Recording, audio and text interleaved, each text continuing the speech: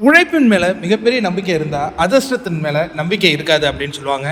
ஆனால் அதிர்ஷ்டம் அப்படிங்கிறதும் சில நேரங்களில் தேவையான ஒரு விஷயமா தான் பார்க்கப்படும். இப்போ சௌந்தர்யா வந்து ராணுவ கிட்ட பேசிட்டு இருக்காங்க. இவங்க 2 காம்போ வந்து ஒரு வித்தியாசமான காம்போங்க. இந்த பிக் பாஸ் வீட்டுக்குள்ளே அவங்க என்ன சொல்கிறாங்கன்னா, டேய் எனக்கு என்னடா அதிர்ஷ்டமே இல்லைடா, எந்த டீம் போய் விளாண்டாலும் அந்த டீம் தோத்துடுதுடா அப்படிங்கிற மாதிரி சொல்லிட்டு இருக்காங்க. ஏன்னா இந்த டாஸ்கில் பார்த்தீங்கன்னா ரெட் டீம் தான் முதல்ல வெளியேறிச்சு. இவங்க ரெட் டீமில் இருந்தாங்கல்ல, அதை சொல்லி காட்டுறாங்களா. இன்னொன்று அவங்க சொல்கிறாங்க, இந்த ப்ரொமோஷன் டாஸ்க்லாம் போகும்ல, ஏதோ ஒரே ஒரு டாஸ்க் தான் ஜெயிச்சிருக்காங்களா, மற்ற எல்லாமே காலி அப்படிங்கிற மாதிரி ராணுவக்கிட்ட சொல்லிட்டு இருக்கிறாங்க. அவர் அப்படியே அதை கேட்டுக்கிட்டு இருக்கிற அந்த காட்சிகளுடன் அந்த நிகழ்வு நடைபெறுது. இது எதுக்கு சொல்கிறோன்னா, அதிர்ஷ்டம் அப்படிங்கிறது வந்து நம்ம கையில் கண்டிப்பாக இருக்கணும்.